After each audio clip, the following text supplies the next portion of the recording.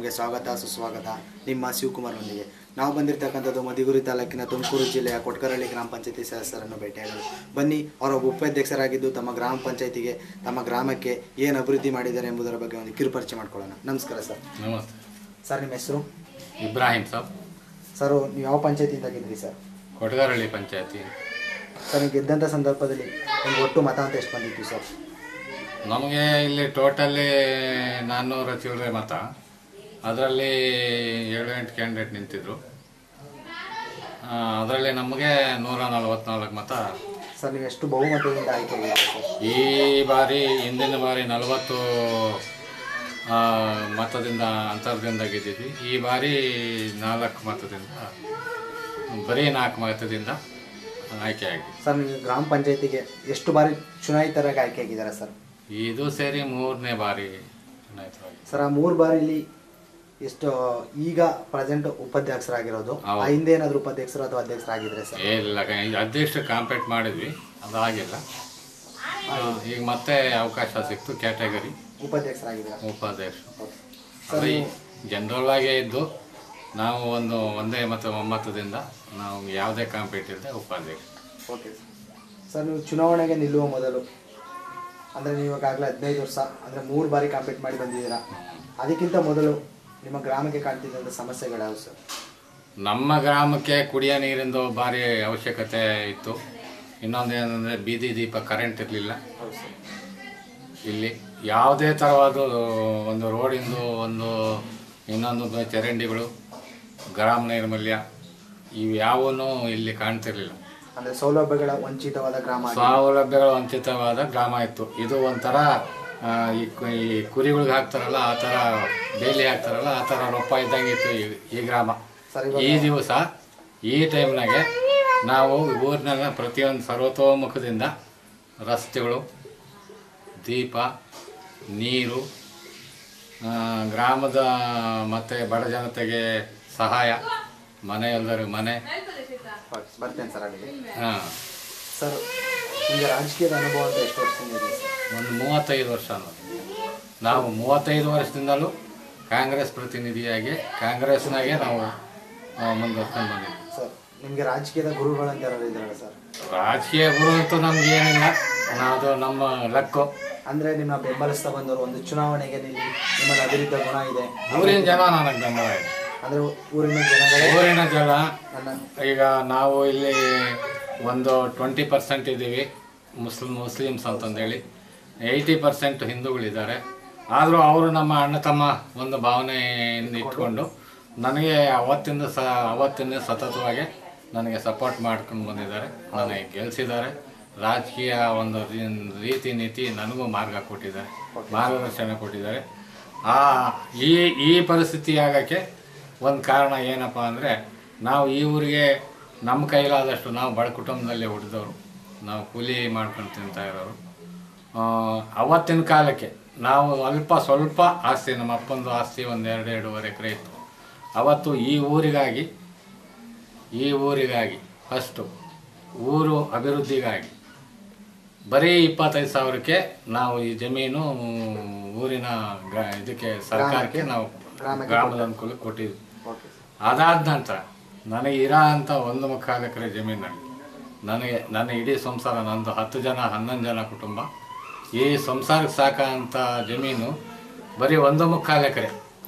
ಆ ಜಮೀನು ಕೊನೆಯ ಪಕ್ಷಕ್ಕೆ ಇದೇ ಒಂದು ರಾಜಕೀಯ ದುರುದ್ದೇಶದಿಂದ ನಾನಿಂದ ಈ ಅಭಿವೃದ್ಧಿ ಕೆಲಸಗಳು ಮಾಡೋದ್ರಿಂದ ಜನ ಯಾರೂ ನನಗೆ ಆವಾಗ ಸಪೋರ್ಟ್ ಮಾಡಲಿಲ್ಲ. ಆ ದುಡ್ಡಿನ ಅವಶ್ಯಕತೆ ಬಿತ್ತು.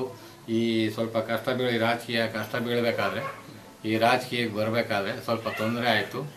ಆ ಟೈಮ್ನಲ್ಲಿ ಆ ಜಮೀನು ಮಾರಾಗಿದೆ. ಅಂದರೆ ಮೊದಲನೇದಾಗಿ ಒಂದು ಸಾರ್ವಜನಿಕವಾಗಿ ನಮ್ಮ ಮಸೀದಿಗೆ ಫ್ರೀಯಾಗಿ ಒಂದು ಜಾಗ ಕೊಟ್ಟೆ, 2 ಕುಂಟೆ. ಆ ಜಮೀನಲ್ಲಿ 2 ಕುಂಟೆ ಉಳಿಸಿ ಮಸೀದಿಗಾಗಿ ಜಾಗ ಕೊಟ್ಟೆ. ಅದೇ ನನ್ನ ಸ್ವಲ್ಪ ಕಷ್ಟದಿಂದ, ಶ್ರಮಬಲದಿಂದ ಹೋರಾಡಿ ನಮ್ಮ ಸಂಘಗಳಿಂದ, ನಮ್ಮ ಸಮಸ್ಯೆಗಳಿಂದ ಸಹಾಯ ಪಡೆದು ಮಸೀದಿನೂ ಕಟ್ಟಿದ್ವಿ. ಅದಾದ ಮೇಲೆ ಊರಿನಲ್ಲಿ ದೇವಸ್ಥಾನ ಇರಲಿಲ್ಲ, ಹಿಂದೂಗಳ ದೇವಸ್ಥಾನ ಇರಲಿಲ್ಲ. ಅದಕ್ಕೆ ಮಾರ್ಗದರ್ಶನ ಕೊಟ್ವಿ. ಅದರಿಂದ ಅಲ್ಪ ಸ್ವಲ್ಪ ಅನುದಾನ ಶಾಸಕರಿಂದ ಸ್ವಲ್ಪ ಬಿಡುಗಡೆ ಮಾಡಿಸಿದ್ವಿ. ಅದೊಂದು ಸ್ವಲ್ಪ ಇವತ್ತು ಒಂದು ಫೌಂಡೇಶನ್ ಆಯಿತು, ಒಂದು ಜಾಗ ಸ್ಥಿರವಾಯಿತು. ಆವಾಗ ದೇವಸ್ಥಾನ ಪೂರ್ತಿ ಮಾಡೋಕ್ಕಾಗಿಲ್ಲ. ಇವತ್ತು ಅದನ್ನು ಅಭಿವೃದ್ಧಿ ಮಟ್ಟದಲ್ಲಿ ಸಾಗ್ತಾ ಐತೆ ದೇವಸ್ಥಾನ ಈ ಊರಿಗಾಗಿ. ಇನ್ನೊಂದು ಒಂದು ಚರಂಡಿ ಇರಲಿಲ್ಲ, ಒಂದು ಲೆಟ್ರಿನ್ ಇರಲಿಲ್ಲ, ಒಂದು ಟಾಯ್ಲೆಟ್ ಇರಲಿಲ್ಲ ಊರಲ್ಲಿ. ಇವೆಲ್ಲಕ್ಕೂ ಮಾರ್ಗದರ್ಶನ ಕೊಟ್ಕೊಂಡು ಪ್ರತಿ ಊರಿನಾಗೂ ರೋಡು ಚರಂಡಿ ಮಾಡಿಸಿದ್ದೀನಿ, ರಸ್ತೆಗಳು ಮಾಡಿಸಿದ್ದೀನಿ, ಕಟ್ಟೆಗಳು ಗೋಕಟ್ಟೆಗಳು ಅಭಿವೃದ್ಧಿ ಮಾಡಿಸಿದ್ದೀನಿ.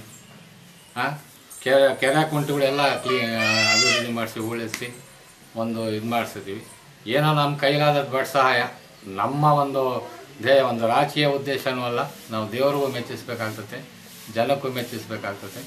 ಒಂದು ಧರ್ಮದಿಂದ ಯಾರ ಹತ್ರ ನಾವು ಏನು ಅವರ ಒಂದು ಆಮಿಷಕ್ಕೆ ನಾವು ಬಲಿಯಾಗಿ ಒಂದು ಅಭಿವೃದ್ಧಿ ಪದದಲ್ಲಿ ಈಗಲೂ ಸಾಕ್ತಾ ಇದ್ದೀವಿ, ಮುಂದೇನೂ ಸಾಕ್ತೀವಿ. ಇನ್ನು ನಾವು ಸಾಯೋವರೆಗೂ ನಮಗೆ ಒಂದು 3ನೇ ದರ್ಜೆ, ಈಗ 3ನೇ ದರ್ಜೆ ಕಾಂಟ್ರಾಕ್ಟು ಇದು ಅಭಿವೃದ್ಧಿ ಪಡಿಸ್ತಾ ಅದರಲ್ಲೇ ಊರಿಗೆ ಇನ್ನೂ ಇಂಪ್ರೂವ್ಮೆಂಟ್ ಮಾಡಿ ಈ ಊರಿನ ಒಂದು ಸ್ವಚ್ಛವಾದ ಗ್ರಾಮ ಅಂತಂದೇಳಿ ಮಾಡಬೇಕೆಂಬ ಒಂದು ಆಸೆ.